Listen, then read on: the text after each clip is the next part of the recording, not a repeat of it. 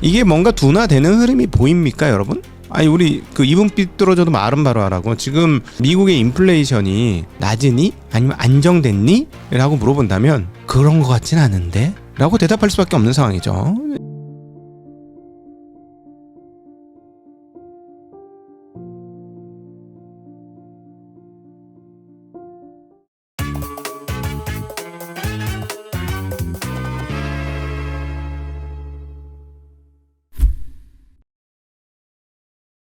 생산자 물가지수가 나왔어요. 우리 채널에 있는 희망 금융전사분들은 다 알고 있었죠. 이번 생산자 물가지수는 볼 거 없다. 우리 이미 얘기했어요. 왜? 지난달에 미친 듯이 높게 나왔잖아. 생산자 물가지수가 2.6% 나왔습니다. 그리고 전월비는 0.1% 나왔는데 그 전월달이가 더 중요해. 전월에 0.9% 나왔거든. 근데 그 0.9%가 0.7로 떨어졌네. 근원 생산자 물가지수도 2.6이 나왔습니다. 생각보다 상당히 많이 떨어졌어요. 근데 이건 당연한 거죠. 왜냐하면 지난달에 너무 많이 나왔으니까. 지난달에 너무 높게 나왔으니까 이건 당연한 거였다. 그럼에도 불구하고 눈에 보이는 게 1%대 중반대 딱 나오니 어떻게 되겠어요? 금리가 떨어졌죠. 금리 테이블 볼게요. 어제는 금리가 올랐었죠. 왜 금리가 올랐어요? 이미 많이 내렸기 때문에 금리가 반등을 했고, 또 하나는 곧 CPI가 나오는데 CPI가 높게 나오면 어떡하지? 했는데 일단 PPI가 낮게 나오니까 마음에 안심을 했어요. 그런데 여러분, 여기서 우리 하나 기억하고 넘어갑시다. 생산자 물가가, 생산자가 만든 물건이 소비자한테 전달되는 때까지 시차가 있어요, 없어요? 공장에서 만든 게 내 주머니까지 들어올 때는 시간이 걸리죠. 분명히 걸립니다. 그러면 지난달에 생산자 물가지수가 고공행진한 것은 이번 CPI에 좋을까 나쁠까? 좋진 않겠죠, 당연히. 그럼에도 불구하고 일단 PPI가 떨어졌으니까 장기적으로 물가는 안정되겠군, 이런 생각을 한 겁니다. 그래서 채권금리가 떨어진 거예요. 오늘 채권금리가 전반적으로 떨어졌고, 그 다음에 이제 환 볼게요. 금리가 떨어졌으면 원래 달러도 떨어져야 되잖아. 근데 요즘 상황은 뭐다? 그래, 달러는 계속 떨어져야 되는 상황이야. 그런데 남들이 더 떨어져. 유럽이 지금 상황이 어때요? 지금 상황이 애매하지. 프랑스 시위대 제압한다고 8만 명의 군인과 경찰이 동원된다고 했잖아요, 프랑스에서. 그런 상황이고, 또 하나, 폴란드에서 러시아 드론을 격추했습니다. 이게 뭐 유럽 상황들이 썩 별로예요. 그러니까 유로화가 강세가 되겠냐고. 그냥 달러화가 약세가 돼야 되는데 유로화는 더 약세야. 누가 더 밑으로 잠수를 잘하나. 그러다 보니 달러가 강세가 된 것이고, 그 다음에 아시아 통화는 뭐 이미 꼬르륵 밑에 금리가 최바닥이니까, 얘네보다 위에 있을 턱이 없죠. 금리가 최바닥이니까, 환율이. 그러니까 계속해서 낮은 흐름을 보여주고 있고, 중국의 위안화만 7.12에서 계속 놀고 있습니다. 얘네만 유독 최근 강한 흐름 보여주고 있습니다. 중국이 그럴 능력이 있는지 모르겠으나 미국을 저격하기 위한 최고의 방법은 뭘까요? 이럴 가능성은 높진 않습니다만, 만약에 중국이 경기를 활성화시켜서 소비자 물가지수가 빠바방 위로 올라가고 생산자 물가지수가 마이너스에서 플러스로 빠바방 올라가면 물건값은 어떻게 될까요, 여러분?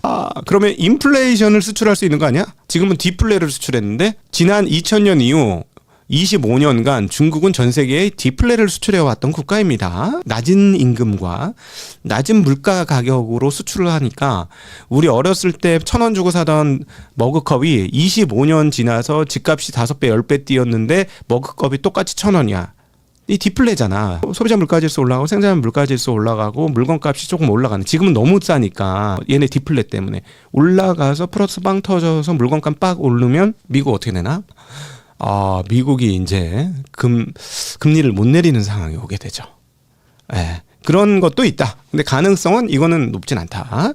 이렇게 보시면 되겠어요. 지금은 연준 FOMC가 이뤄지기 직전이기 때문에 관련된 인사의 발언 하나도 없고 트럼프의 발언만 있었습니다. 생산자 물가지수를 보고 우리 트럼프께서 뭐라고 하시겠어요? 미스터 투 레이트, 인플레 없어, 당장 금리 내려, 이러면서 당장 100bp 내려, 뭐 이런 식의 얘기가 당연히 귀에 들립니다. 막 선하게 들려요. 그런 상황이다라고 보시면 되겠고,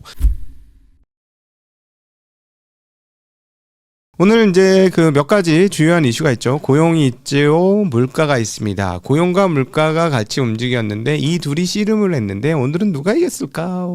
네, 고용이 이겼습니다. 왜냐하면 물가는 예상치 수준에서 나왔는데 고용이 예상보다 훨씬 높게 실업자들이 증가했기 때문입니다. 이건 단기 데이터이긴 한데 그동안에 최근에 계속 꾸준히 고용 상황들이 실업이 증가하는 흐름을 보여준 상황에서 조금 높게 팍 튀니까 이쪽에 무게추가 훨씬 세게 보였다라고 하는 게 오늘 장의 핵심이다라고 말씀드리겠습니다. 자, 이렇게 되면 어떻게 되나요? 네, 금리 상황들이나 이런 것들은 어떻게 되나요? 당연히 금리가 떨어지는 게 정상이겠죠. 왜냐하면 고용 쪽이 안 좋으니까. 이거 어떻게 되는지 한번 차차 살펴보도록 하겠습니다. 오늘 핵심적인 거는 일단 CPI를 기다렸습니다. 그동안 CPI 어떻게 나올 거냐 했는데 CPI 테이블부터 한번 보도록 할게요. 소비자 물가 지수가 전년 대비 2.9% 나왔습니다. 전월은 2.7%였습니다. 그리고 전월 대비로는 일반 헤드라인 소비자 물가 지수가 지난달에 0.2%였는데 이번에는 0.4%가 나왔습니다. 낮아요, 높아요? 난 물어보고 싶어. 이게 낮아요, 높아요? 자, 2.9%가 나왔고 전월 대비는 0.4%가 나왔단 말이야. 0.4% 전월 대비? 이거 엄청 높은 거지. 자, 근데 2.9%는 예상했던 거고 근원 볼까요? 근원 3.1 나왔습니다. 괜찮다 이거지. 전월도 0.3으로 근원 똑같아요. 그러니까 사람들이 뭐냐, 야, 헤드라인 뭐가 중요해? 근원이 중요한 거 아니야? 코어가 중요해. 이러면서 헤드라인 안 본 거죠. 헤드라인 전월치도 안 본 거예요. 시장이 그냥 별반 상관없이 달렸다. 그런데 뭐는 봤어? 고용 봐라. 이렇게 된 거죠. 소비자 물가지수 한번 흐름 볼까요? 차트로 한번 볼게요. 소비자 물가지수. 이게 뭔가 둔화되는 흐름이 보입니까, 여러분?